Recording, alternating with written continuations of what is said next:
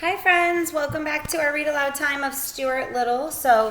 Yesterday Harriet came to visit Stuart, but when Stuart went to show him his canoe, it was destroyed, and instead of him moving on and getting past it, he was sulking and Harriet ended up leaving. So guess that's what happens. Let's see what happens today in chapter 15, Heading North. Stuart slept under the canoe that night. He awakened at 4 to find that the rain had stopped. The day would break clear. Already the birds were beginning to stir and make bright sounds in the branches overhead.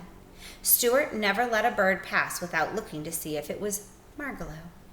At the edge of the town, he found a filling station and stopped to take on some gas. 5, please, said Stuart to the attendant. The man looked at the tiny automobile in amazement. 5 what? He asked. 5 drops, said Stuart, but the man shook his head and said that he couldn't sell such a small amount of gas. Well, why can't you? Demanded Stuart.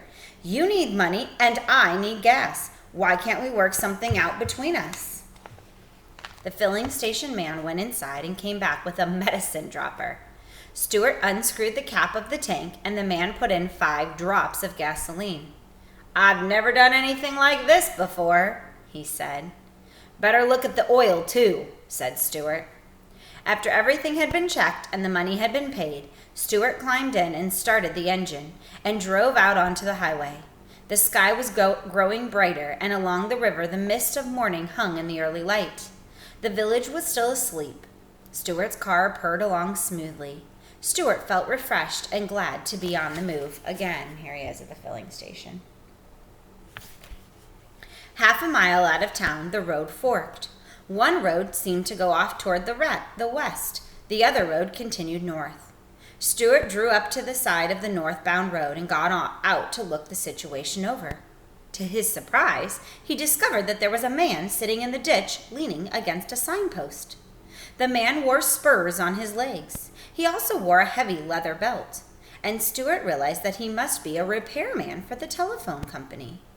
Good morning, said Stuart in a friendly voice. The repairman raised one hand to his head in a salute.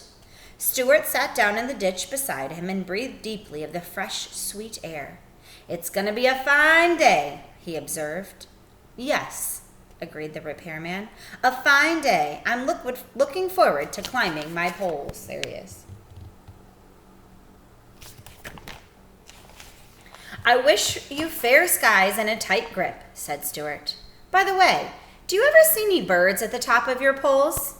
Yes, I see birds in great numbers, replied the repairman.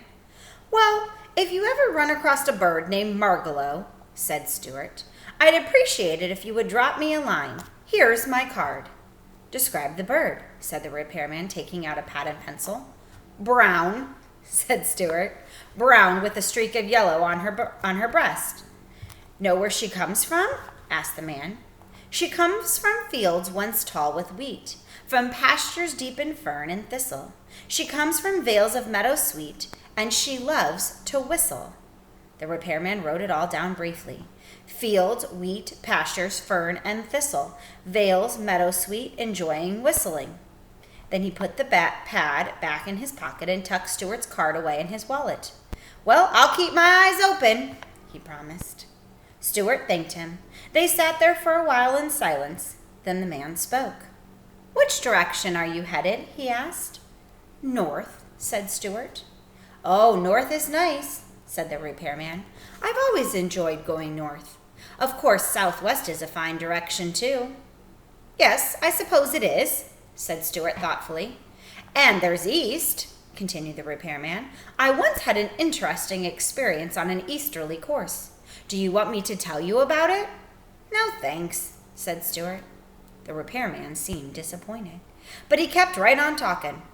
There's something about north, he said, something that sets it apart from all other directions. A person who is heading north is not making any mistake, in my opinion.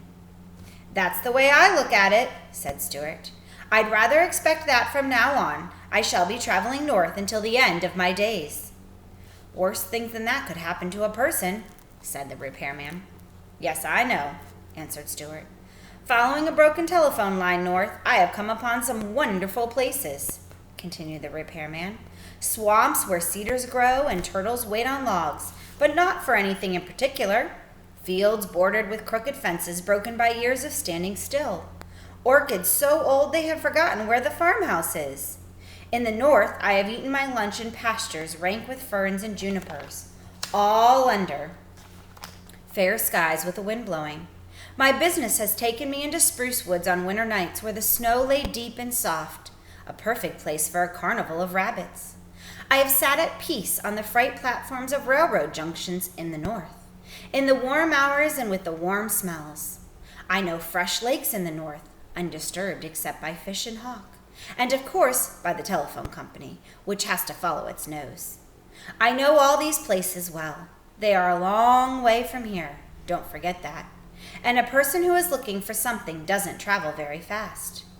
That's perfectly true, said Stuart. Well, I guess I'd better be going. Thank you for your friendly remarks. Not at all, said the repairman. I hope you find that bird. Stuart rose from the ditch, climbed into his car, and started up the road that led toward the north. The sun was just coming up over the hills on his right. As he peered ahead into the great land that stretched before him, the way seemed long, but the sky was bright, and he somehow felt that he was headed in the right direction. There he is, getting ready to head north. And that is the end of our Stuart Little story, and our last read aloud of the year. I hope you enjoyed Stuart Little. I hope you've enjoyed our virtual read alouds and all of our read alouds throughout the year, and keep reading. All right, I will see you all soon.